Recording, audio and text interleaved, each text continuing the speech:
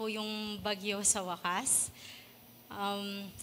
Maari po ba nating sabihin sa ating katabi, nagagalak ako, nakasama kita?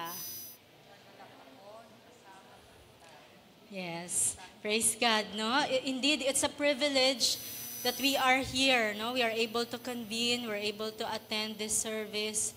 Marami po sa labas na gusto pong gawin ito pero hindi po nila kaya, no? So we are blessed, and let us all stand together and let us sing our hearts to the Lord. Sabayan niyo po kami, atin pong awitin ang Joyful, Joyful, We Adore Thee.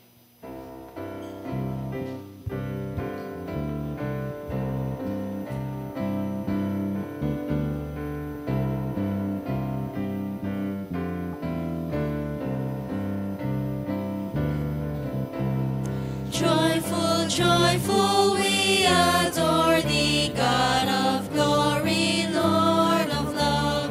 Hearts unfold like flowers before Thee, praising Thee, their Son above. Melt the clouds of sin and sadness, drive the dark of doubt away. Giver of immortal gladness, fill us with the light of day. All Thy works with joy surround the earth and reflect Thy rays. Stars and angels sing around Thee, center of unbroken praise. Fill the forest, vale and mountain, blooming meadow, flashing sea. Chanting birds and flowing fountain, call us to rejoice in Thee. Thou art giving and forgiving, ever blessing, ever blessed. Wellspring of the joy of living, ocean depth of happy rest. Thou art Father, Christ our brother, all who live in love are Thine. Teach us how to love each other, lift us to the joy divine. Mortals join the mighty chorus, which the morning stars began. Father, love is reigning o'er us, brother, love binds man to man. Ever singing, march we onward, victors in the midst of strife. Joyful music leads us up.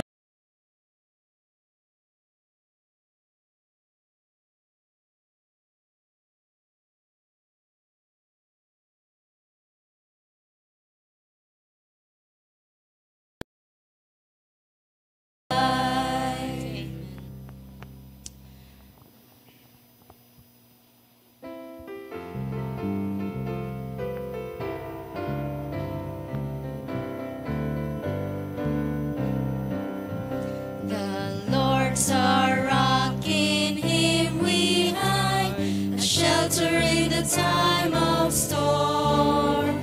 Secure whatever ill betide, a shelter in the time of storm. Oh, Jesus is a rock in a weary land, a weary land, a weary land. Oh, Jesus is a rock in a weary land, a shelter in the time of storm. A shade by day, defense by night, a shelter in the time of storm. No fears, alarm, no foes affright, a shelter in the time of storm. Oh, Jesus is a rock in a weary land, a weary land, a weary land. Oh, Jesus is a rock in a weary land, a shelter in the time of storm. The raging storms may round us be, a shelter in the time of storm. We'll never leave our safe retreat, a shelter in the time of storm. Oh, Jesus is a rock in a weary land, a weary land, a weary land. Oh, Jesus is a rock in a weary land, a shelter in the time of storm. Oh, rock divine, oh, refuge dear, a shelter in the time of storm. Be thou our helper ever near, a shelter in the time of storm. Oh, Jesus is a rock in a weary land, a weary land, a weary land. Oh, Jesus is a rock in a weary land, a shelter in the time of storm. Praise you, Jesus. Truly, God is our refuge and our rock in the time of storm. Let us continue to praise the Lord.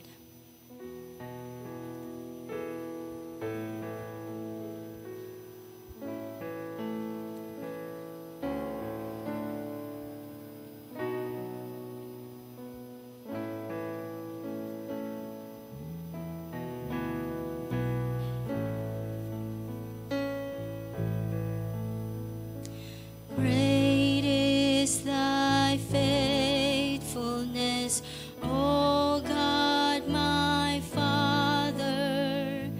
There is no shadow of turning with thee. Thou changest not, thy compassions, they fail not. As thou hast been, thou forever will be. All together. Great is thy faithfulness. Great is thy faithfulness. Morning by morning, new mercies I see.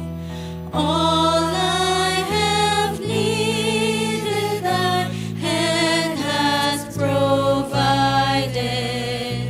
Great is thy faithfulness, Lord, unto me.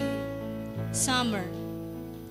Summer and winter and springtime and harvest, sun, moon, and stars in their courses above, join with all nature in manifold witness to thy great faithfulness, mercy, and love. Great is thy faithfulness. Great is thy faithfulness. Morning by morning, new mercies I see. All I have needed, thy hand has provided. Great is thy faithfulness, Lord, unto me. Pardon. Pardon for sin and a peace that endureth. Thine own dear presence to cheer and to guide. Strength for today and bright hope for tomorrow. Blessings of mine and 10,000 beside. Great is thy faithfulness. Great is thy faithfulness. Morning by morning,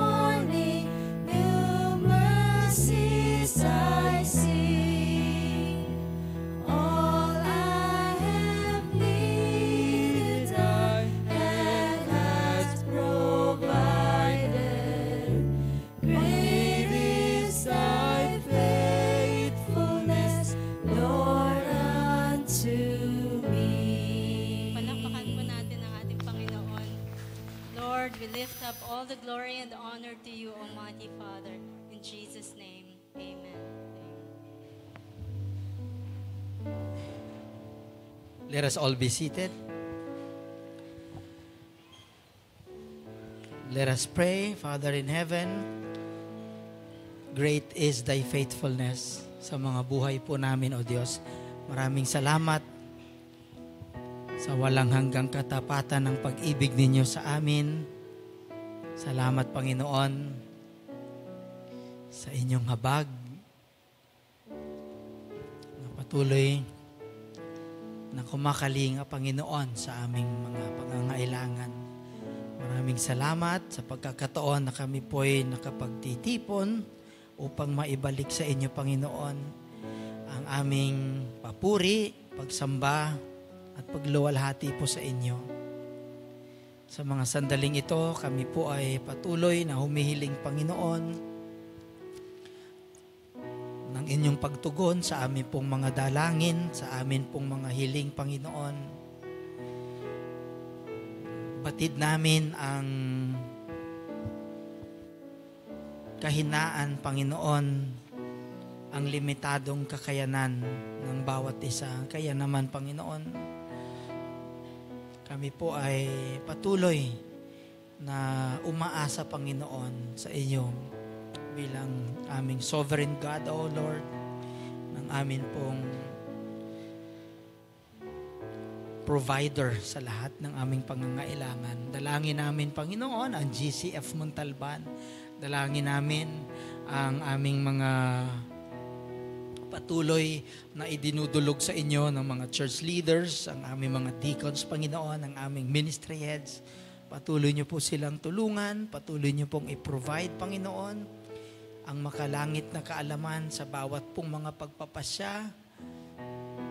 Naway makita po kayo, Panginoon, bilang tunay na basihan ng paglilingkod ng bawat ministries na ito, Panginoon. Tulungan niyo po ang mga tagapanguna sa kanila pong kanya-kanyang mga gampanin, sa kanila pong paraan ng paglilingkod, Panginoon, sa inyo.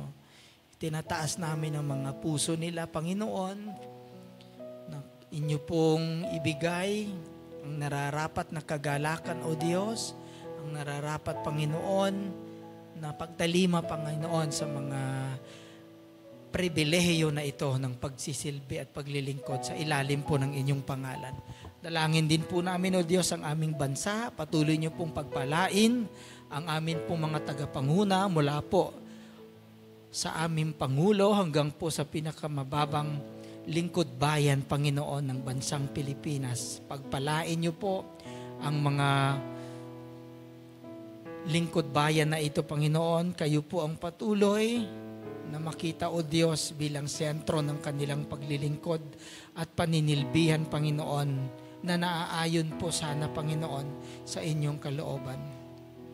Patuloy naming idinudulog din po sa inyo ang amin pong mga kapatirang nakararanas, Panginoon, ng kalungkutan, ng karamdaman, Panginoon, at higit, Panginoon, ng panghihina, ng kalalagayang espiritual. Kayo po ang humipo sa kanila.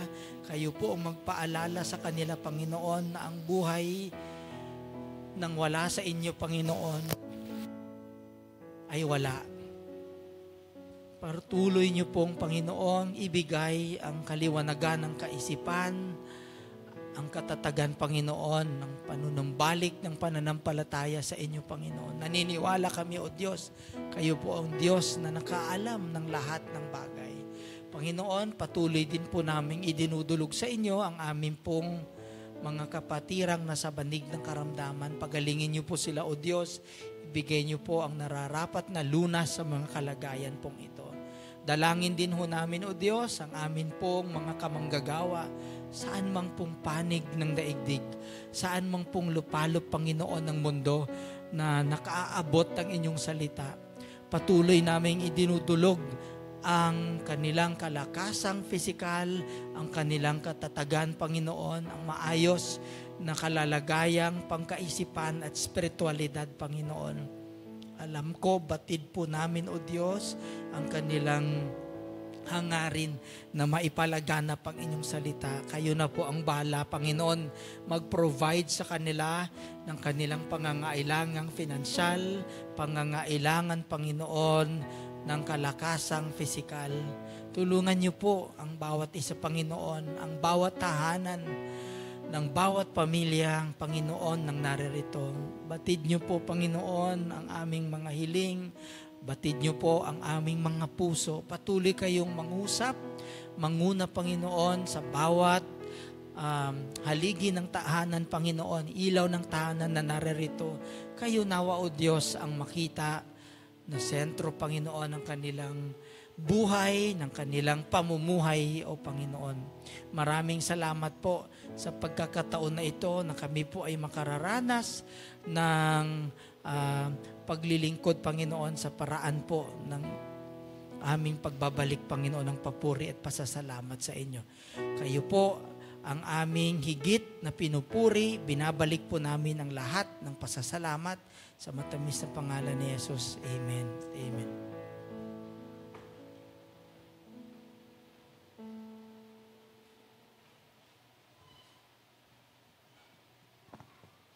Good morning muli sa ating lahat. Ngayon po, tayo po ay nasa unang linggo po ng buwan. And today is the first Sunday of the month, which is Communion Sunday. Communion or the Lord's Supper is the time of commemoration when we remember the life and death of our Lord Jesus Christ, who gave His life for our sake.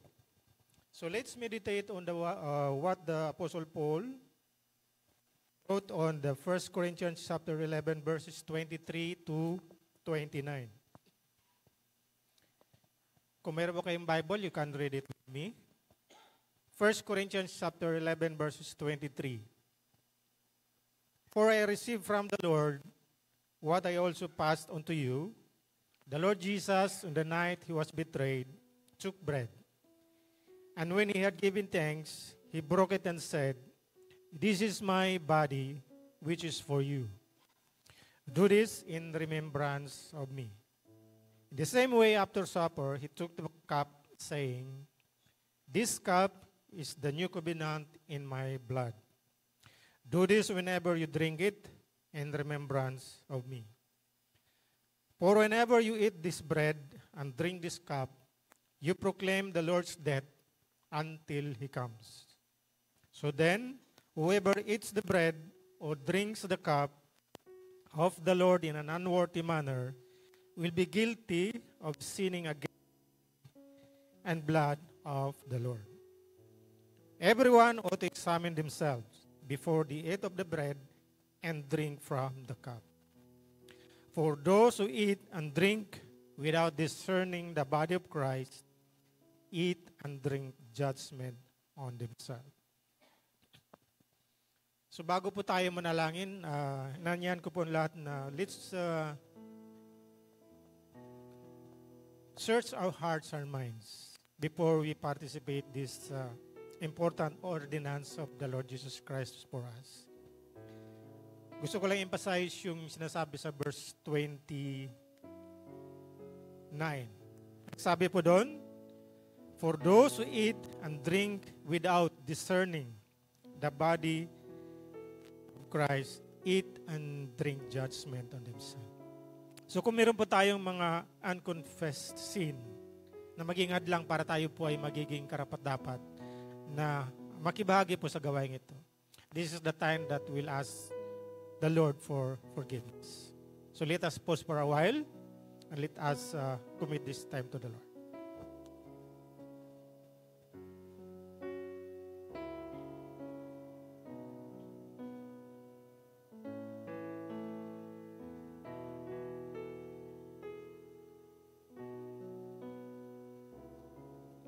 Tayo po ay manalangin. O dakilang Diyos, tunay nga po, Lord, na napakabuti mo. Salamat po sa pag-ibig mo sa amin sa pamagitan ng buktong anak na si Jesus na siya nag-aalay na kanyang buhay para kami po ay magkaroon ng buhay na walang hanggang kasama ka po, Panginoon. Lord, sa mga sandaling ito, nais po namin magpasaliksik sa aming mga puso at isip, Panginoon. Lord, ano man po yung mga bagay na meron po kami na maging hadlang para kami po ay makibahagi sa gawain pong ito, Panginoon. Lord, patawarin po kami. Forgive us, O Lord, sa mga kasalanan na gawa namin. Sinadya man o hindi, Panginoon. And we commit to you ang gawain ito, Panginoon, nawa walang ibang may taas kundi ang pangalan mo lamang. Pangalan na yung buktong na anak mo sa Jesus. This we pray in Jesus' name. Amen. Tinatawagan ko po ang ating mga leaders to come forward.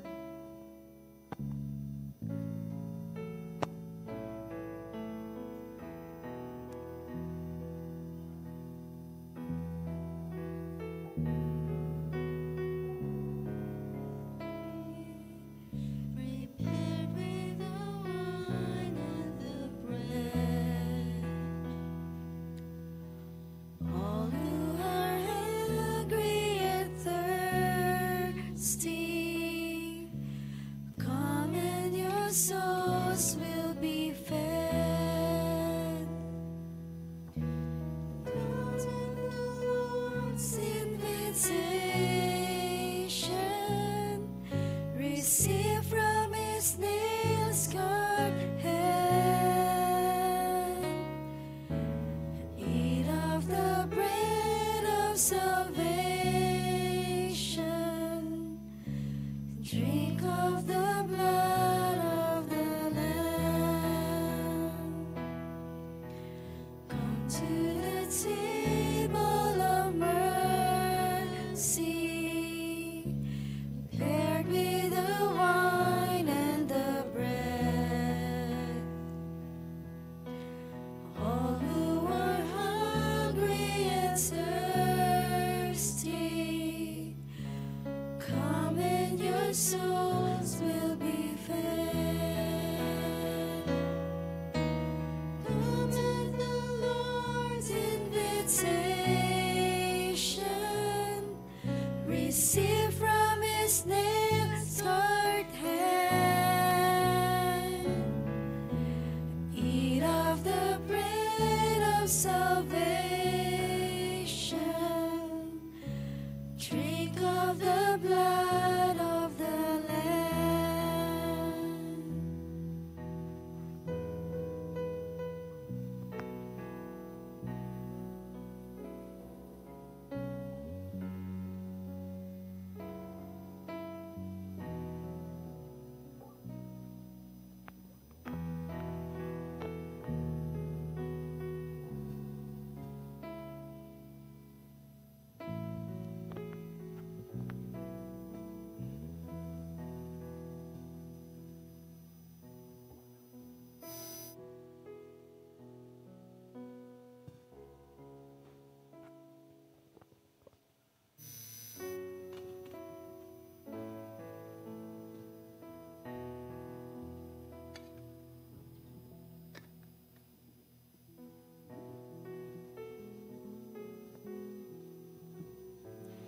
This wafer is the symbol of the body of our Lord Jesus Christ, which He gave up for our sake.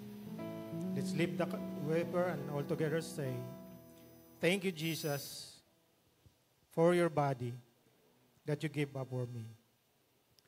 Let's partake the bread.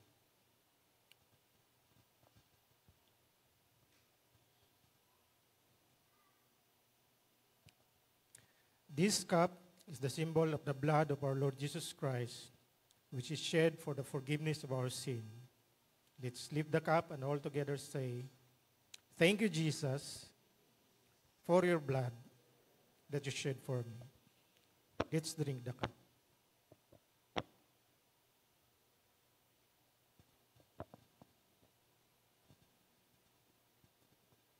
Tayo po'y manalangin. O dakilang Diyos, salamat po sa privilege, Lord, na kami po ay makibahagi dito po sa iyong tinagubilin sa amin, Panginoon. Salamat, Lord, for your unconditional love, for giving us your Son, Jesus Christ, para po kami magkaroon ng buhay na walang hanggan, Panginoon. Nakasama ka, Panginoon. Lord, help us to live our lives, to honor you, to please you. In Jesus' name I pray. Amen. Amen.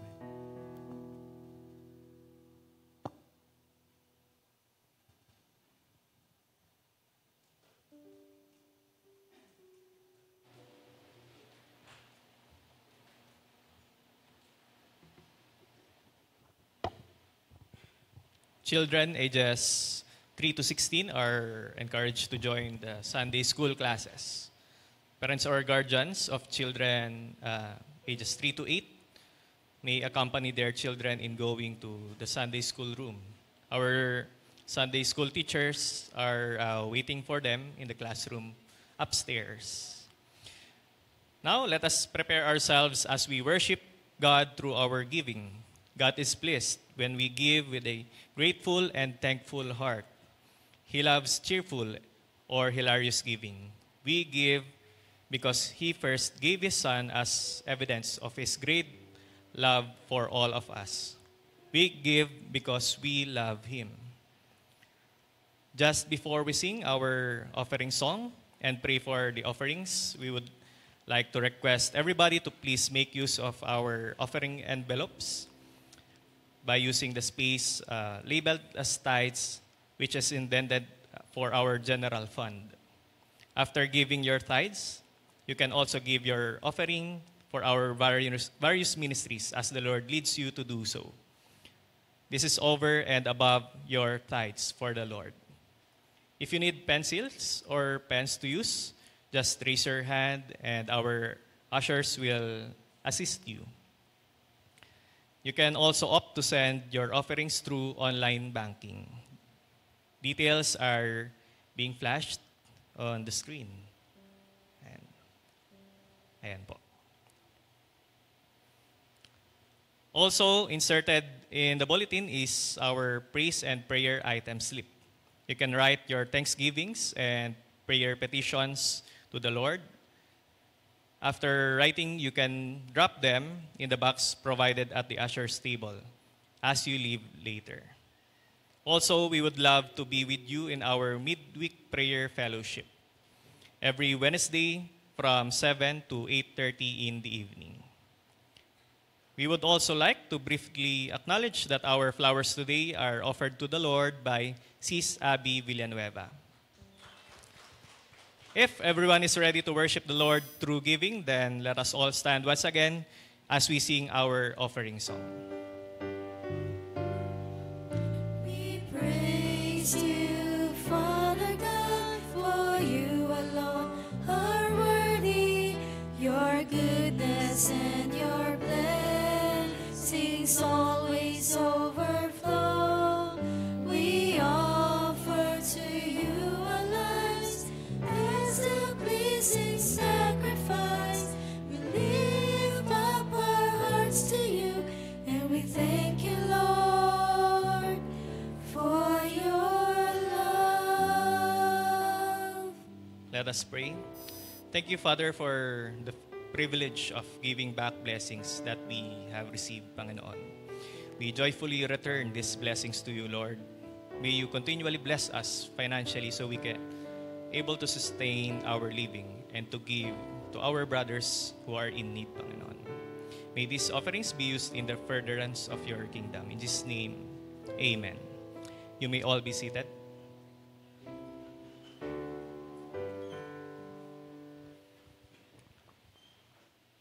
For our announcements, you can find them in the slip inserted in the bulletin, which you can bring home with you.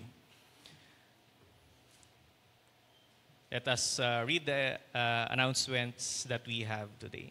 Number 1 po, youth update and anniversary. To all our youths, pwede ba namin makita yung mga kabataan ng GCF Montalban? Youths and singles. Ayan. And our ates and kuyas from the Young Ambassadors Ministry will be attending training on how to understand the Bible correctly as part of our equipping ministry every Sunday from 1 to 3 p.m. So in line with this, our youth fellowship has been moved to 3 to 4:30 p.m. And thank you for understanding. And let us grow together in faith. See you later. And also, join us as we commemorate the 3rd anniversary of the Young Ambassadors Ministry. Yan, gaganapin po yan this coming August 21, Thursday. Holiday po yan, no? So we are expecting the youths to be there, no? From 10 a.m. to 3 p.m. Ayan po. We're thrilled to invite all youths and singles to come and rejoice with us in the goodness of God. And through His grace, we have been saved and blessed. So ayan po yung title, no? Broken to Blessed. Ayan. Let us come together to give thanks, worship, and celebrate the transformative power of God's love. Ayan po. Next, membership class. Ayan. If you've been attending our church for quite some time and you are interested to be part of the GCF Montalban family, we would like to invite you to join our 2-part membership class on August 16 and 23. So magkasunod po na Saturdays yan at 2 p.m. This 2-part class is a great opportunity to know who we are as a church, what we believe, and how you can get connected and involved. Yan. Please sign up at the ushers table. If you have questions, please look for Sis Susan. Yan. Nandito po ba si Tita Susan? Or si Tita Carol, Daligdig. Ayan, ayan po, si Tita Carol. Ayan. Or si Sis Joji de la Peña. Ayan po, nandito po ba si Tita Joji? Ayan. Ayan, nandyan po si, si Tita Carol. So, if you're interested, no, you may approach Ate Carol po. We look forward to officially welcoming you into our church family.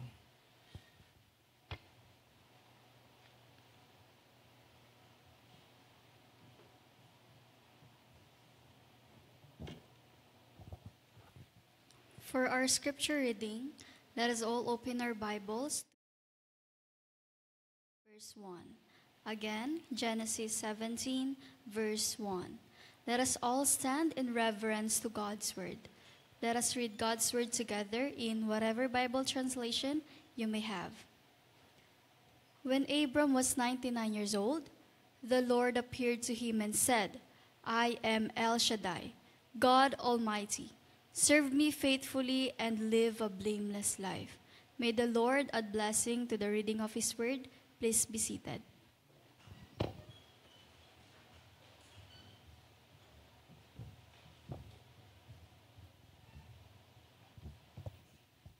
Isang mapagpalang umaga po sa ating lahat. Okay. Praise the Lord po. At may pagkakataon tayo na sumamba at purihin ang ating Panginoon. At maraming salamat po sa buhay ng mga tao na ginamit niya na nagsiserve ngayong umagang ito. Sa mga praise and worship team, ushering ministry, Sunday school teachers, at ang tech ministry, lahat po na inalay ang kanilang panahon sa pagsisilbi sa ating Panginoon. Marami pong salamat. Purihin ang Diyos sa buhay ninyong lahat. Meron po isang prominent na preso, na prisoner sa US na nag-request po siya ng dalaw ng isang pastor. Ito pong prisoner na ito, na tao na incarcerated, is kilalang batikang preacher noong 70s and 80s. So kabatch to na, siguro mga kapanahonan ni Billy Graham, Jimmy Swaggart, saka siya. Okay. At probably si John MacArthur nung panahon ng 70s and 80s and 90s. Kilala siya bilang isang televangelist. Nakakulong siya. And then he requested a pastor named John Beaver na dalawin siya sa kulungan because meron siyang isang libro na nabasa tungkol sa nasinulat ni Pastor John Beaver. So ito si John Beaver naman ay pinagbigyan at dinalaw itong evangelist na to. No? And then, ang sabi ng evangelist, na nakakulong siya, siguro, Pastor, this is the Lord's will for me from preventing me to go to hell. Yun ang realization niya nung nandun siya sa loob ng kulungan. Na para hindi ako mapunta sa impyerno. And then, nakakapagtaka, kasi itong si John Beaver na to, si Pastor John Beaver, takang-taka, you are a tele-evangelist. No? So, ang daming nasisave. Nung panahon na nagsasalita ka, ginagamit ng Panginoon. Marami nakakilala ng Diyos. Pero, bakit? And then, he asked this question, when did you fall out of love of Jesus? Then the man replied, I hadn't. Hindi nawala yung pagmamahal ko sa Panginoong Jesucristo. I love Jesus, but I had no fear of God. No? Wala daw siyang takot. Mahal daw niya si Kristo, pero wala siyang takot. Wala siyang banal na pagkatakot. Pwede pala yun? No? So, takang-taka to. Si Pastor John Beaver. Now, ang prisoner po na ito ay ang televangelist na si Jim Bakker. Isa siyang televangelist, the founder ng Praise the Lord Club, a popular Christian television station in the program in 1970s and 1980s. No? So, ang mga allegations po sa kanya, allegations na merong mga sexual misconduct and also may mga misuse of ministry funds. No? And also, meron siyang 24 counts of fraud and incarcerated for 45 years. No? Yun ang sentensya sa kanya. And then, naging controversial dito because yung CNN, talagang cover for cover yung trial niya noong 1980s. No? But itong si pastor na tayo na pardon, 5 years nagsilbi in prison, and then nakalaya din. No? And then, nandun pa rin siya sa isang congregation sa Missouri. So, nakakalungkot isipin na yung mga scandal ng ganito, isa sa dahilan kung bakit ang US ay nagkaroon ng yung mga liberal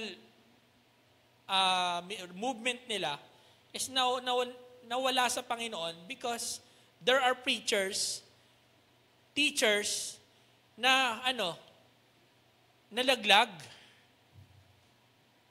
They failed, they fall. Okay, for the very reason na ang mga taong ito ay walang banal na pagkatakot sa ating Panginoon. So kapag wala tayong banal na pagkatakot sa ating Panginoon, this will cause us to fall. No? So tayo po ay manalangin sa pag-umpisa ng ating mensahe. Panginoong Hesus, maraming salamat po sa araw na ito. Lord, we ask for your divine wisdom and knowledge, O Lord God. As I speak to your word, O Lord God, itago niyo po ako sa inyong likuran. Make me as your mouthpiece, O Lord God. Na ang mga salita mo, Panginoon, kapangyarihan ng iyong salita, Panginoon God, ay siyang mangusap sa puso ng bawat isa sa amin, Panginoon. At lumabas kami dito, Panginoon, O God, na dala, Panginoon, ang mga aral ng inyong salita, Panginoon. At mamuhay kami, O Lord, na may kabanalan. Sa pangalan ni Jesus. Amen. Honoring the Almighty God. Now, the Bible opens not with an argument for the existence of God, but with a declaration. In the beginning, God created the heavens and the earth. Ang unang chapter ng Biblia po, it's not something na kinakailangang pagdebatihan pa. No? It is a statement, a declaration na sa una pa lang, ang mundo ay ginawa ng Diyos. Some people deny the existence of God, kung paano na-create, ang daming mga theories, Big Bang theories, diba? Mga theory, evolution ng mga bagay-bagay. No? But the Bible says It is a declaration that God made the heavens and the earth. Now, God's omnipotence is one of the most comforting and convincing truth in all the scriptures. Okay? Comforting because nothing is too hard sa ating Diyos.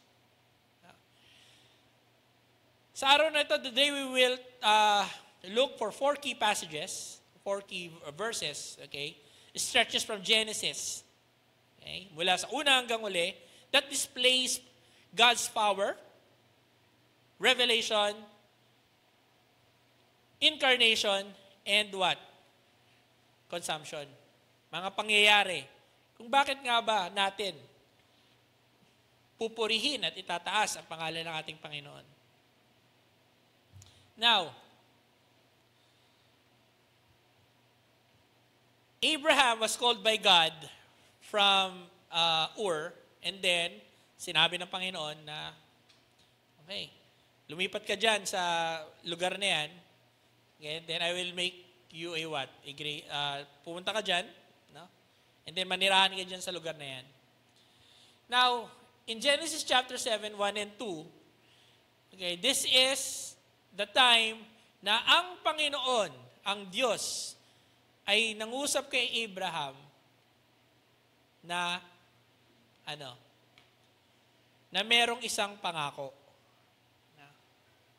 So there is a covenant na nakipagtipan ng ating Panginoon kay Abraham.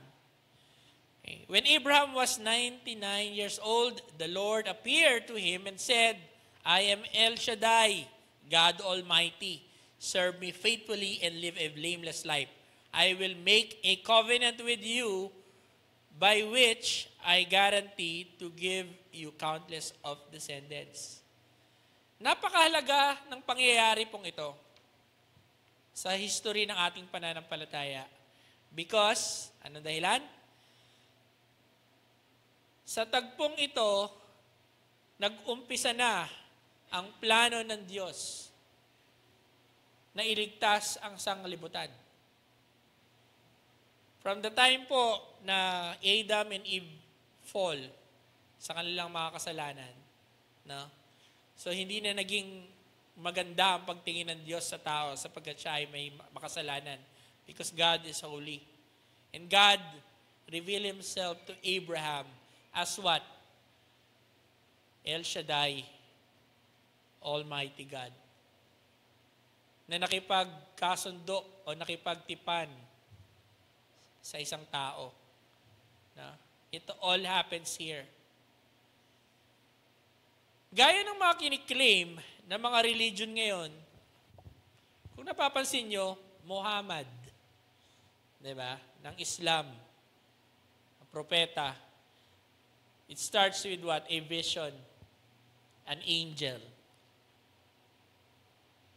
Sino pa? Joseph Smith of Mormons, Jesus Christ and the Latter-day Saints. No? May angel na nakipag-usap sa kanya. Diba? Sige, sa'yo ko ibibigay ito. Huwag na tayong lumayo. Dito sa Pilipinas, meron. Sino? Felix Manalo. No? It all started with what? A vision na wala naman talagang, na sila lang mismo ang nagsabi. Tama? Sila lang nagsabi. And yet, napakadaming sumasami sa mga religion na ito because of those claims. But tayong mananampalataya ng Panginoon, dito nag-umpisa ang lahat.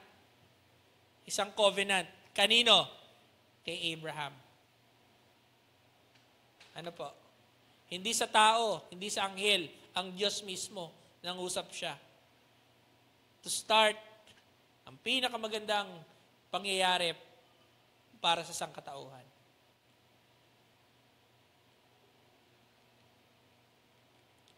Now, God reveals His nature and character through the names He used for Himself. Elohim, when in Genesis chapter 1, no? He is God, the Creator. In Genesis chapter 14, 18 to 20, ito yung istorya na kung saan si Lot ay kinidnap o dinukot ng mga hari na dalawang faction na nag-aaway. And then, nung inatake yung Sodom and Gomorrah, kinuha si Lot at kanyang mga pamilya, pati yung mga Lut. And then Abraham rescue him sa pamamagitan ng what? 300 trained men. Natalo nila yung kalaban, nabawi nila si Lot. And there comes what? Melchizedek. At sinasabi, isang priest. And then ito yung sinasabi niya, El Elyon, the Most High God. Ang kataas-taasang Diyos. And also, El Roy, God who sees me. This is when the time when Hagar ay nandun sa isang disyerto na kasama si Ishmael. At nadidehydrate, nagkakasakit. But God, dahil faithful kay Abraham, nakita ang pangyayari. So, El Roy, the God who sees. So, many names na sinasabi ng Panginoon kung ano siya. El Shaddai highlights God's supreme power and His sovereignty over all things. This name introduce a turning point in a redemptive history. So nagpakilala ang Diyos sa atin bilang God Almighty. Ang makapangyarihang Diyos, ang umpisa ng lahat. God command to Abraham flows out of His character. Walk with me and be blameless. Kaya po, ang ating Panginoon, Diyos, pinupuri at sinasamba, ay banal na Diyos. And He doesn't tolerate sin. Kaya umpisa pa lang, lumakad ka sa akin ng may kabanalan. So that is the requirement. Yun pa lang, God is very particular in living a blameless life.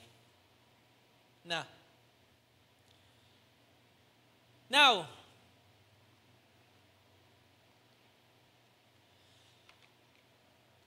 in Romans chapter 4, 19 to 21, and Abraham's faith did not weaken even though about 100 years.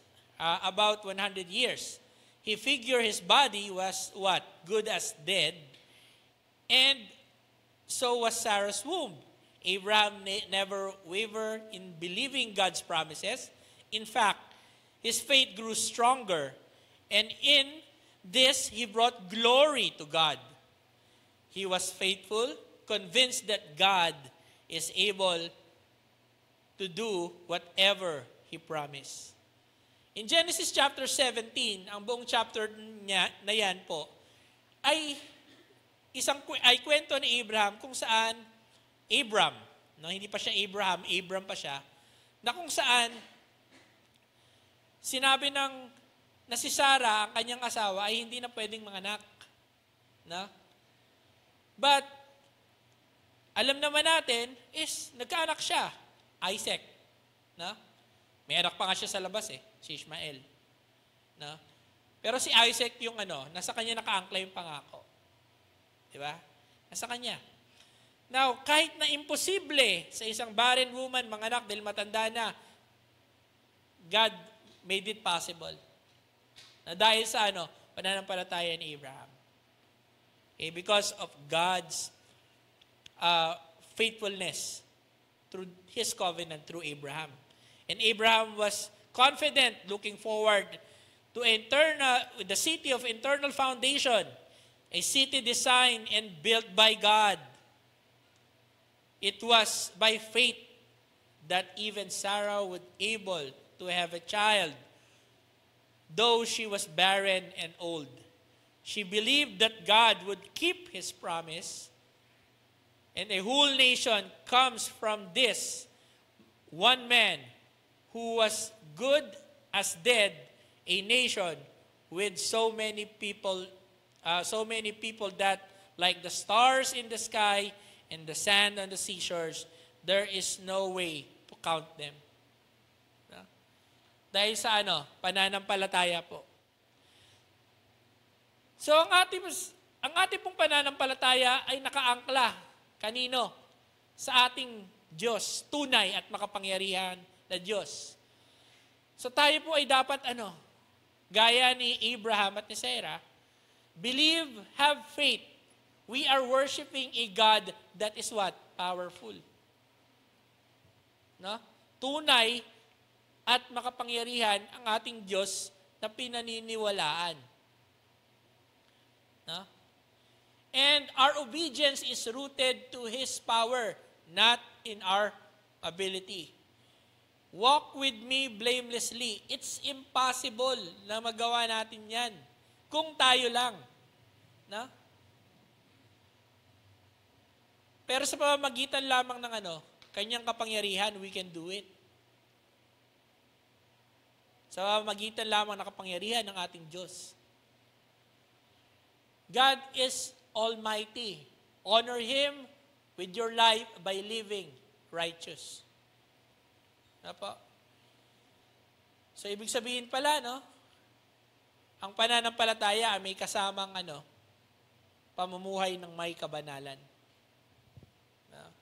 Kaya may mga iglesia na nagtuturo na puro pera lang, prosperity lang, kung ano lang gusto mo mangyari, pero hindi nagtuturo ng kabanalan, may problema tayo dyan. Tama po ba? Kasi walang banal na pagkatakot sa ating Panginoon. Now, in Exodus chapter 3, 14-15, and chapter 6, 2, and 4, the power of God in redemptive revelation. Now, tingnan natin itong mga verses na to. God replied to Moses, I am who I am. Say this to the people of Israel, I am has sent me to you. God also said to Moses, say this to the people of Israel, Yahweh, the God of your ancestor, the God of Abraham, the God of Isaac, the God of Jacob, has sent me to you. This is my eternal name, my name to remember for all generations. Ang pangalan ng ating Panginoon ay ano? Ano po? Yahweh. Yahweh, ang Diyos ng mga Israel. Yan ang gagamitin natin. Sinabi ni Yahweh kay Moses, ito yung pangalan ko, ito ang gagamitin nyo. Ano po? So therefore, hindi pwede yung Allah. Hindi pwede si Bathala. Sa mga romantic songs lang po ng Tagalog yun. Ginagamit. Although ang konteksto is the creator of heaven and earth, ano yung wala sa kanya? Wala yung covenant. Walang pangako. No? The name Yahweh, ang Diyos na pinupuri natin ay ang Diyos ng mga Israelita. No? At si Yahweh, ang pangalan yan, yan ang gagamitin natin. Kaya pag sinabi na ang Panginoon ng mga Israelita, at ang mga Muslim ay iisa, yes, historically, of course, spiritually, not. Because they don't believe in the Father, Son, and the Holy Spirit. Yung worship ba nila ay katanggap-tanggap sa Panginoon? Hindi. Why? Because of balik tayo, covenant. No? Tipan. Wala nun sa mga religion na although they define God as the creator of heavens and earth, there is no covenant. Tandaan po natin yan. Amen po ba? Yan, tandaan natin. And God said to Moses, I am Yahweh, the Lord. I appeared to Abraham, to Isaac, and to Jacob as El Shaddai, God Almighty. Pinapaalala ko lang sa iyo, I appeared to them. But I did not reveal my name Yahweh to them. And I am reaffirming my covenant with them. Yan po ang pagkakaiba. Ang pangalan ng ating Diyos. So kung maiyaano man tayo ko sa mga university, mga tao na makakasalubong natin, abay hindi, manindigan tayo. Ito po yung basis natin. Our God is the God of Israel. Ano po? Yahweh. Okay? Now, yan. I am means that He is self-existent, not dependent on anyone or anything. Di ba? Ang tunay na Diyos, ang Alpha at ang Omega. He is not the becoming one who changes with time. He is the eternal, unchanging, sovereign God. No? Hindi nagbabago po ang ating Panginoon. Kung ano siya nung panahon na binigay niya ang pangako kay Abraham. No? Hanggang dumating ang ating Panginoong Hesukristo na matay para sa ating kasalanan. Ang Diyos na sinasamba nila, Abraham, Isaac, Jacob, ang mga mananampalataya, is ang parehong Diyos na sinasamba natin ngayon at kailanman hindi nagbabago. Kung gaano siya makapangyarihan noon, ganon din siya makapangyarihan ngayon. Amen? Kung siya ay tumutupad ng mga panalangin noon, siya rin ang Diyos na tumutupad ng mga panalangin natin ngayon. Kung siya ang Diyos na nagpapagaling noon, siya ang Diyos na nagpapagaling sa mga sakit natin ngayon.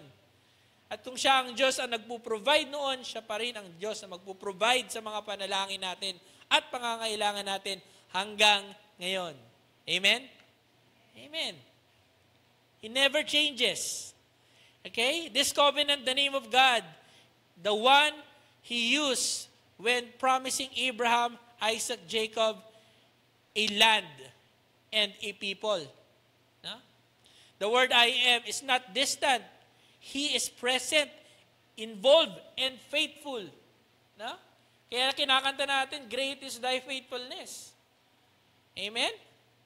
Ang katapatan ng Diyos ay hindi nagbabago. God is going to demonstrate His power by delivering His people. He's moving from promises to performance, from covenant to fulfillment. No? Pangako ng kaligtasan, pangako ng buhay na walang hanggan. Amen? Pangako ng buhay na merong purpose. Ayan. Now,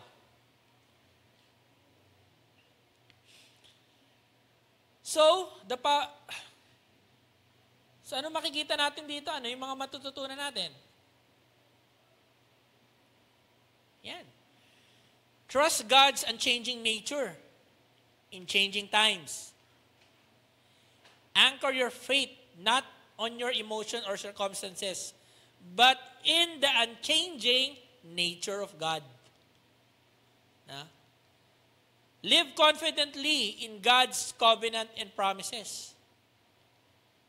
Do not lose heart when prayers are delayed. God is working. His promises His promises in His time and power. No? May mga panalangin tayo na hindi pa nasasagot. Na parang ang tagal. Nandito pa tayo sa sitwasyon na hindi tayo nakakaalis. But again, may time frame ang ating Panginoon. No? And He is faithful sa mga tunay na nananampalataya sa Kanya at namumuhay ng may kabanalan. No? Kaya nga sige, first the kingdom of God. Ano yung nakalagay? And His righteousness. No? Dapat ang sitwasyon ng buhay natin ngayon, ang sitwasyon ng buhay natin sa pamilya ngayon, no, ay naayon at may kabanalan. Worship God personally, not theoretically. Deepen your personal walk with God. Set aside time to know Him through His Word, not just in theory, but in relationship. No? Tayo ba ay may personal na relasyon sa ating Panginoon? Magkakaroon lamang po tayo niyan kapag tinanggap natin ang Panginoong Hesukristo bilang Panginoon at tagapagligtas. At sa mga panahon nito ay dapat tayo ay lumalim sa ating pananampalataya. Okay, may hermeneutics class po tayo. No? Mag-aral po tayo kasama ng ating mga kapatiran. Nagbasa po tayo ng salita ng Diyos. Umattend tayo ng mga prayer meetings, Bible studies. Doon po natin napapalalim yung ating pananampalataya. No? It's not a theory, but a relationship. No? Taas po natin ang kamay kung sino yung nakaranas ng kadakilaan ng Panginoon. Mga prayers na imposible, no, na nangyari. Na tunay at buhay ng ating Panginoon. Pumunta po kayo sa prayer meeting at maririnig niyo yung mga testimony ng ating mga kapatiran. Nakaka-bless. No? Now, gaano ba kahuli ang ating Panginoon? Gaano siya kabanal? Now, in Exodus chapter 19, 10 to 20, ito ay 6 to 20 lang. Now, sinabi ng Panginoon kay Moses na consecrate mo yung mga tao. No? Darating ako in the third day. Abstain from sexual immorality. No? Sa mga bagay na makakasala. Maligo kayo. Linisin niyo yung sarili niyo. No? Be at your best. Bababa ako. Now, kordonan niyo yung Mount Sinai. Itong mga Israelita to nasa, after nilang lumabas ng Egypt, nandoon sila sa paanan ng Mount Sinai, nakakamp. Ang sabi ng Panginoon, ni Yahweh, darating ako, bababa ako. No? Linisin niyo yung sarili ninyo. Consecrate yourself. Abstain from any sin. Mga sexual immorality or lahat. Lahat ng mga tao na pupunta dyan sa Mount Sinai, bata, matanda, hayop, panain nyo. Huwag kang makulit. Maniwala ka, mamamatay ka. No? Sapagkat we are dealing with the Holy, Most High God. Now, on the third day, on the morning of the third day, there was thunder and lightning with a thick clouds over the mountain, a very loud trumpet blast. Everyone in the camp trembles. Then Moses led the people out of the camp to meet with God, and they stood at the foot of the mountain. No? Kamakailan lang may earthquake, 8.5. Ang lakas, very destructive, at nagkaroon ng tsunami alert sa lahat ng parte. Pero imagine mo, bumaba ang Panginoon, and there was earthquake, shaking. Mount Sinai was covered with smoke because the Lord descended on it in fire. Umaapoy. No? Na kung ganito nagpakita ang Diyos, hindi ka ba matatakot? Matatakot ka. Di ba? Matatakot ka sa isang tao, sa isang, di ba, isang being na alam mo na makapangyarihan. Sa tatay mo nga lang, na alam mo papaluin ka, matatakot ka eh. Pag nagkasala ka, di ba? No? Kasi merong reverence. May pagkatakot at alam mo kung sino siya. But sadly, despite all of this, after this generation, no, in this generation, wala pa rin pagkatakot ang mga Israelita. Ang tigas pa rin ng ulo. Na? And nakita nila kung paano bumaba ang Panginoon with the clouds, with thunder. Diba? And they rebel. No? As the sound of trumpet grew louder and louder, Moses spoke, and the voice of God answered him. And the Lord descended to the top of the Mount Sinai and called Moses to the top of the mountain. So Moses went up. This is the time na bago ibigay ang Ten Commandments. Imagine mo yun. Diba? I'm sure, kung nangyayari ito sa Mount Sinai, nakikita rin ito ng mga tao sa paligid nung panahon na yon. Amen ba? Ano nangyayari? Bumababa si Yahweh. Diba? Kung nangyayari ito sa panahon natin at talagang literal na bumababa si Yahweh, siguro yung mga kapitbahay na nakakita, ay nako, ito pala yung Diyos ng nakakatakot. Sino bang gagalaw sa'yo? Sinong mga has to go against you kung merong ganong Diyos? No? Wala. Now, the power of God over the impossible. This is a very particular story. Na ang ating Panginoon ay nagpakita through sa pamamagitan ng messenger, no? Nagpakita siya kay an angel met with Mary. At sinasabing, 'di ba? You will be having a child na anak ng ating Diyos. In this story, the angel answered and said to her, the Holy Spirit will come upon you, and the power of the highest will overshadow you. Therefore, also the Holy One who is to be born will be called the Son of God. Now indeed, Elizabeth was your relative, has also conceived a son in her old age, that is now 6 months. For her was called barren. For with God, nothing is impossible. Napapansin niyo, na ulit-ulit, pinaalala ni God yung history. Nag-start sa barren, na hindi makapanganak dahil sa old age. And then, pinaalala niya ulit, through what? Elizabeth. Yung nangyari kay Sarah, inulit-ulit kay Elizabeth. No? It only shows that God is what? Consistent. Amen po ba? Consistent siya.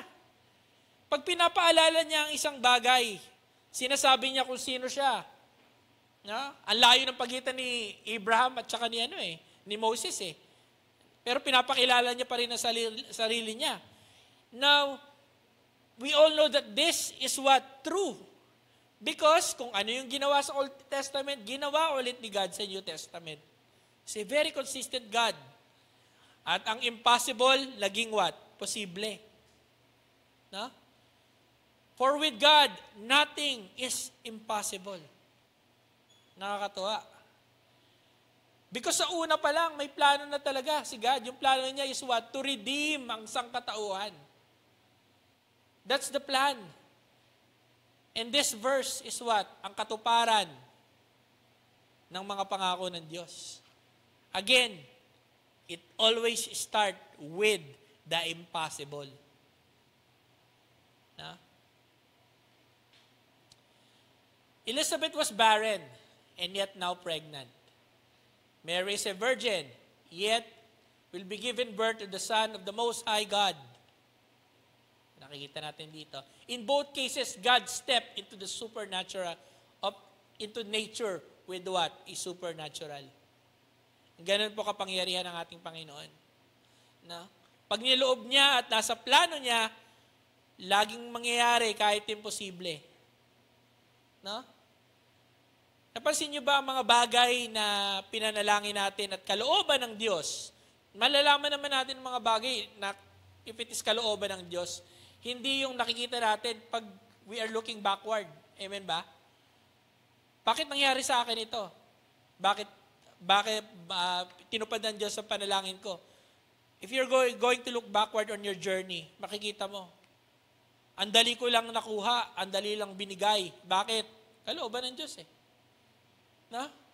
Pero yung mga bagay, nag-i-struggle ka, maniwala ka hanggang ngayon, wala pa. Bakit? Because it's not God's will. But if it is God's will, nothing is impossible.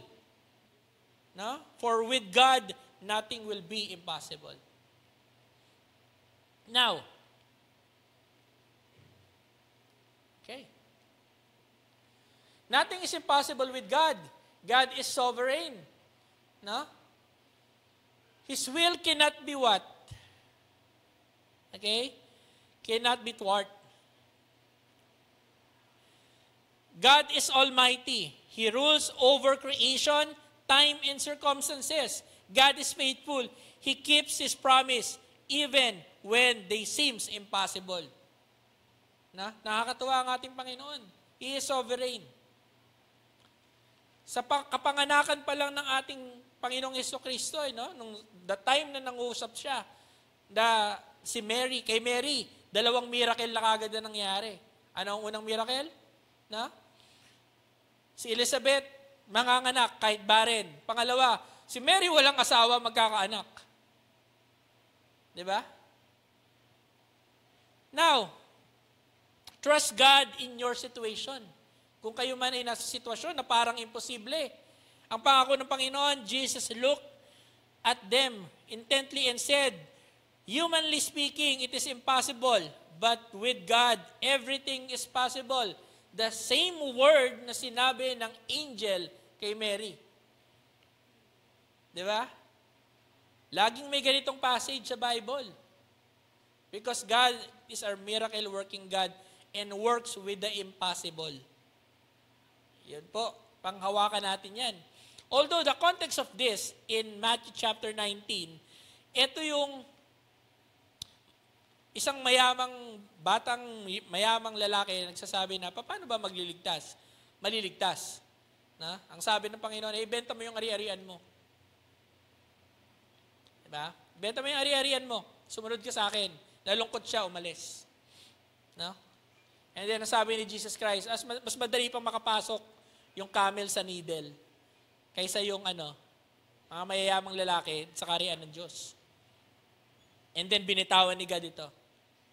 But in generally, ganun pa rin. Humanly speaking, it is impossible, but with God, nothing is impossible. In Romans 1:2-4, God promised this good news. Yan. Good news long ago through His prophet in the Holy Scriptures. The good news is about His Son. In His earthly life, He was born into King David's family line. And He was shown to be the Son of God when He was raised from the dead by the power of the Holy Spirit. He is Jesus Christ, our Lord. Another impossible that only God can do. Ano yun? Mabuhay ang ating Panginoong Hesukristo. Alam natin na ang Diyos natin is a miracle-working God. Works with the impossible. Yun yung pagkakaiba. Kasi yung mga ibang pananampalataya, may mga Hindu gods. Yan, Confucius, Buddha. After they died, period, wala na. Hanggang doon na lang ang story nila. But ang ating Panginoong Hesus ay buhay sa mga buhay natin hanggang ngayon. Amen po ba? Buhay na buhay. We have Jesus Christ na nabuhay after 3 days. At hindi lang yan, babalik. Amen. Now, it says here, are you facing something that seems humanly impossible? Then put your faith in Christ.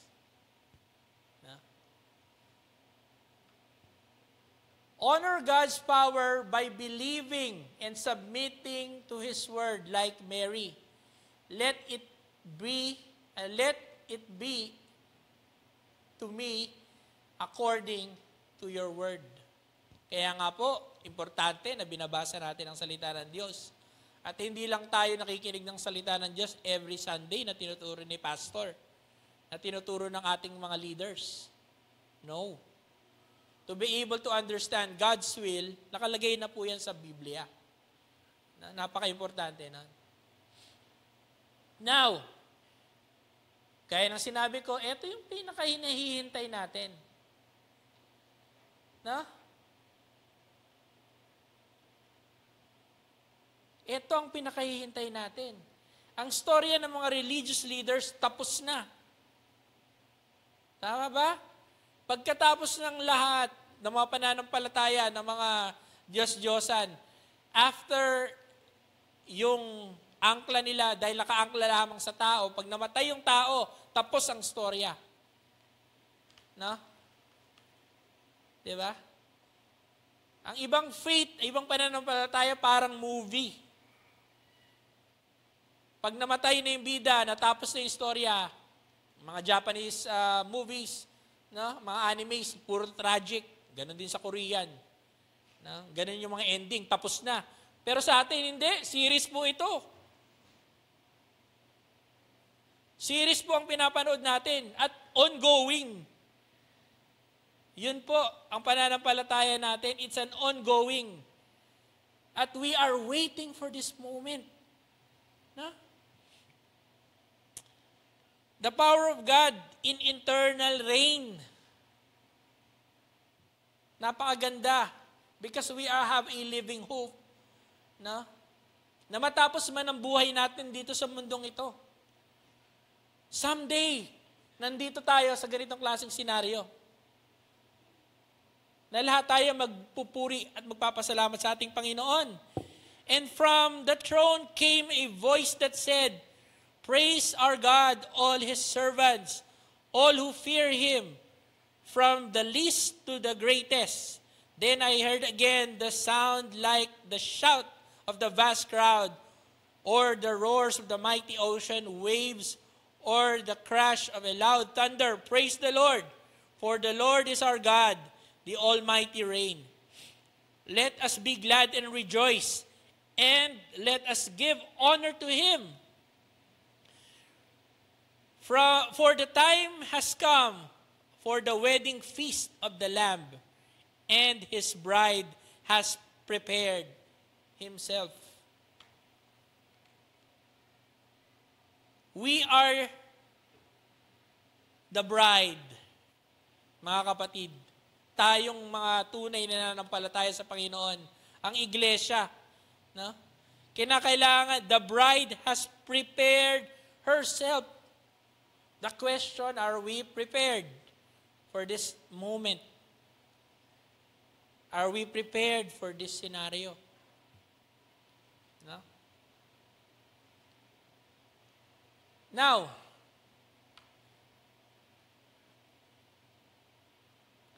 this is a long-awaited moment when Jesus Christ, the Lamb, is united with the bride, the church.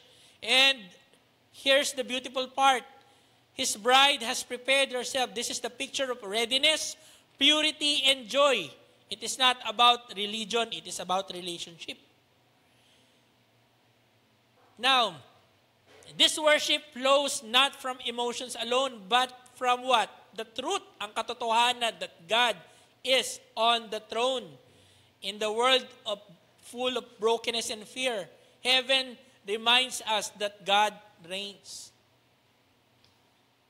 Kaya na sinabi ko, temporary lang po ang buhay natin.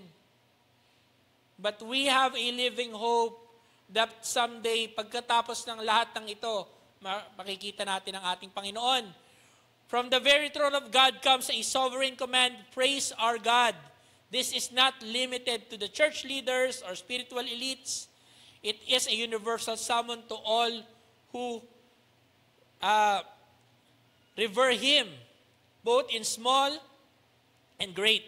Worship is a rightful response for every true servant of God, regardless of status or position. Ang pagsamba sa ating Panginoon ay respond, no, ng kanyang mga totoong alagad. No? It is not the way the corporate worship that we are doing, pagkanta. No? Hindi yun. Ang tunay na ang pagsamba na tinatanggap ng ating Panginoon is ang buhay na may kabanalan. No? If you do not live a holy life, kung ang sitwasyon mo ngayon ay hindi nakakalugod-lugod sa Panginoon, your worship ang pagsamba mo wala. Walang covenant eh. Walang pagsunod. Wala. It's nothing. Yun yung masakit na katotohanan. Yung ating mga relationship as mag-asawa, yung mga sa pamilya, sa community, yung mga trabaho natin, lahat ng bagay na ginagawa natin ay naaayon ba sa will ng ating Panginoon o kalooban ng ating Panginoon? No? Ito ba ay nakakalugod-lugod sa Kanya? Kung hindi, lahat ng ginagawa natin ay baliwala. Now, sorry.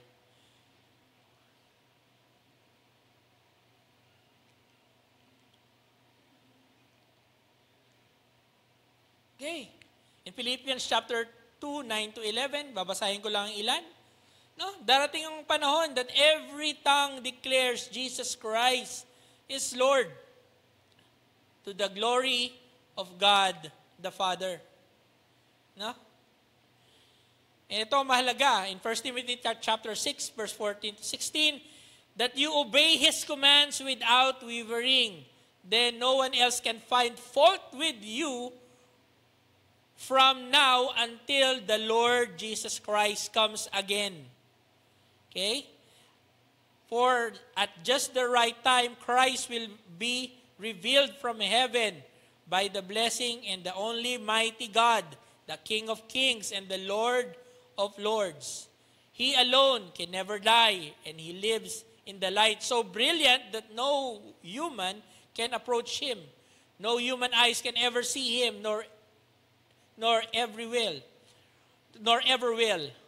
All the honor and power to Him and forever. Sa harapan, naway sa pagkakataong ito, tayo ay what? Maging karapat-dapat sa harapan ng ating banal na Diyos. Pag-isipan po natin to. Am I living like someone who's getting ready to meet Jesus? Napakabilis. Napakaiksi ng buhay. Ano po? May mga kalamidad na nangyayari, aksidente nagaganap, sakit. No?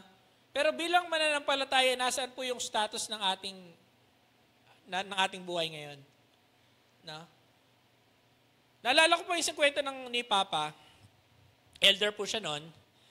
Nagtatrabaho siya sa DENR. No? Etong mga kausap niya na kliyente, na gusto makapag-meet sa kanya. Now, but apparently, hindi dun sa normal na lugar. Ay gusto dun sa isang pub house sa club sa Leyte. Na? Yung ano daw yun, high-end daw yun kung tawagin. Kasi nandun daw yung mga congressman, mga mayor. So, politiko yung kausap nila. Doon gusto makipag-meet para i-discuss yung isang project. Project manager si Papa. Ayaw man niya, pero pumunta siya doon. No? Trabaho eh. Now, ang pangalan ng club is Satellite. Na? Ang mga parokyano, anong tawag? Astronaut. Siyempre. Diba? Ngayon, eto na. Habang nagmi-meeting sila, hindi pa malalim yung gabi. Diba? May nag-amok na customer. Bumunot ng baril. Diba? Yung kabilang grupo ng bumunot din ng baril. Nagbarilan. Doon sa club, ang papa ko, si Papa, gapang sa ilalim. No? Takot mamatay. Ang unang nasa isip niya, elder ako pag nabalitaan na nabaril ako dito. Di ba? Nakakahiya. Ay talagang makakahiya talaga. Pag inabot ka sa sitwasyon na ganun. Di ba? Elder ako nagbarilan, sa nadyaryo, dito pa ako namatay. Ano na lang sasabihin, no? Yun ang una niyang naisip sasabihin ng mga kapatiran. Di ba? Tanungin mo rin, ano kaya sabihin ng ating Panginoon? Diba? Napunta ka, wrong place at the wrong time ka, mananampalataya ka. Diba? Sometimes ganun yung sitwasyon natin eh. Now let's ask ourselves, sa panahon bang ito, nasa tama tayo? Ang ating pananampalataya, yung mga lugar ba na pinupuntahan natin, nagiging kalugod-lugod sa ating Panginoon? Diba? O nga naman. Kaya nga madami mga preachers di ba? Bumagsak Dahil sa mga ganyan eh. No? Walang tinatawag na banal na pagkatakot sa ating Panginoon. Kaya mga magulang, ipag-pray natin yung mga anak natin. Lord, no? Tulungan niyo po kami na aming mga anak ay magkaroon ng banal na pagkatakot sa iyo. Ano po ba? Amen. Kasi kapag may banal na pagkatakot, matatakot gumawa ng kasalanan. No? Is my worship grounded in who God is, not just how I feel? Tapa? Again, napaka-basic. Seek ye first the kingdom of God and His righteousness. And all these things shall be added unto you. Including what? The true worship. Tapa? Now, sa pagtatapos po ng ating pag-aaral ngayong umaga, yung mga aspekto po, no? Aspect of God's power, ang kanyang covenant power, anong ating response? Obedience, pagsunod. No? Revealed power. Ang kanyang kapangyarihan. Di ba? Trust. Ang kanyang saving grace through the Lord Jesus Christ. Faith. No? At kanyang walang hanggang kapangyarihan, His reigning power, that is what? Worship. Kaya karapat-dapat na i-honor ang ating Panginoon because ang ating pananampalataya ay nakaangkla sa matibay na foundation. Tunay, makapangyarihang Diyos. Amen po ba? Okay. Now, tayo po'y manalangin. Makapangyarihan at dakilang Diyos, marami pong salamat, Lord God, sapagkat kayo, Panginoon, ang tunay at makapangyarihan namin Diyos sinasamba. Lord, sa pagtatapos po ng aming panambahan, naway yung mga lesson mo, Panginoon, God, yung mga aral at tinuro mo sa magitan ng salita, ay mangusap sa amin, O Lord God, at tulungan kaming mamuhay, Panginoon, ng ayon sa inyong kalooban na may kabanalan, Panginoon, O God. We pray, O Lord God, na kami pa ay lumago, Panginoon, spiritually, O Lord God. At lalo ka pang makilala, Panginoon, O God, sapagkat kayo ang Diyos at walang imposible, Panginoon, sa iyo. Patuloy mo kaming samahan sa landas ng tinatahak namin every day, O Lord God. At dumating ang panahon, Lord God, na kami maging handa, Panginoon, O God, sa iyong muling pagbabalik. O sa oras, Panginoon, na magtatapos ang aming mga buhay, kami ay maging kalugod-lugod sa iyo.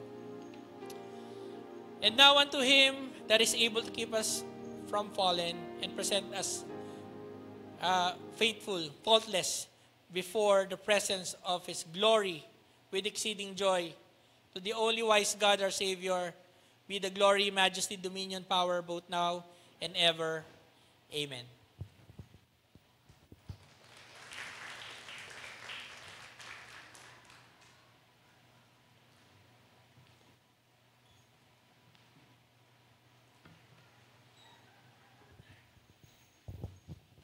Thank you, Elder Jimwell, for that powerful message. It has been customary here at GCF Montalban to acknowledge and greet our birthday celebrants for each month.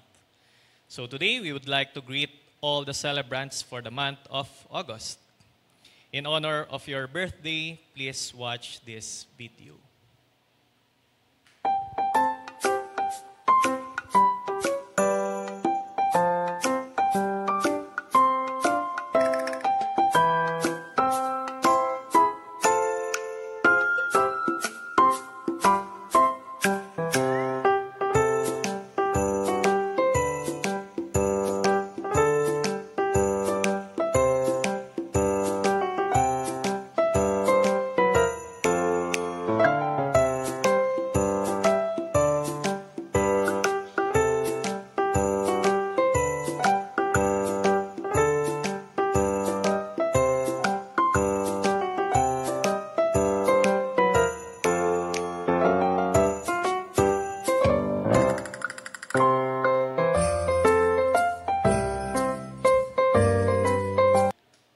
requesting the celebrants for the month of August to please stand.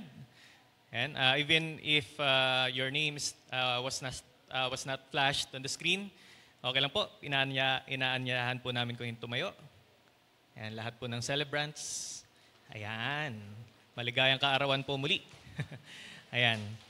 So our ushers will distribute a simple token prepared for you. Ayan. Samahan niyo po ako na manalangin para sa ating mga celebrants this August. Maraming Diyos na mapagpala, marami pong salamat, Panginoon, sa pagbibigay ng panibagong yugto sa buhay ng bawat individual na magdiriwang ng kanilang kaarawan sa buwang ito. Continue to transform their hearts so they may live lives pleasing to you and continually be obedient as they face another year walking onto the path of righteousness. Continue to bless them, Panginoon, and sustain them. We ask this in Jesus' name. Amen.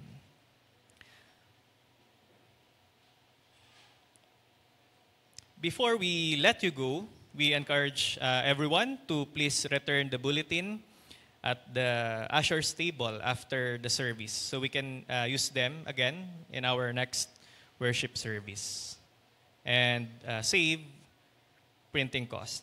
However, the slip inserted in the bulletin is yours to take with you. Thank you for your understanding and kind cooperation.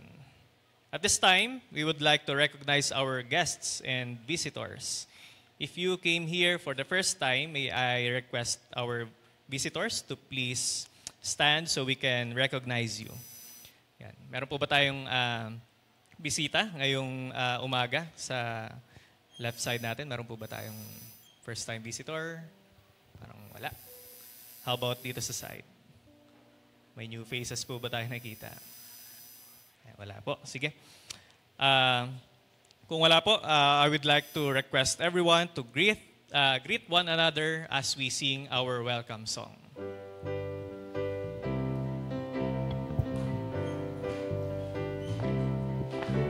We welcome you today to our fellowship. We are glad to see you share your life with us. As a family, we'll grow together, worshiping our Lord and King with all our hearts. We welcome you to GCN.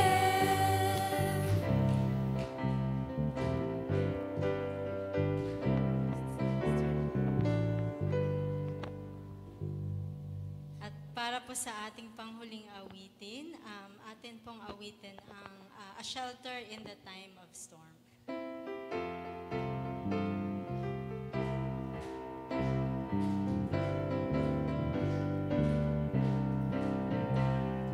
Lord's our rock, in Him we hide, a shelter in the time of storm.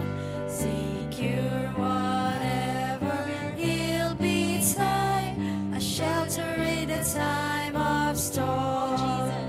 Oh, Jesus is a rock in a weary land, a weary land, a weary land. Oh, Jesus is a rock in a weary land, a shelter in the time of storm. Shade by day, defense by night, a shelter in the time of storm. No fears alarm, no foes affright, a shelter in the time of storm. Oh, Jesus is a rock in a weary land, a weary land, a weary land. Oh, Jesus is a rock in a weary land, a shelter in the time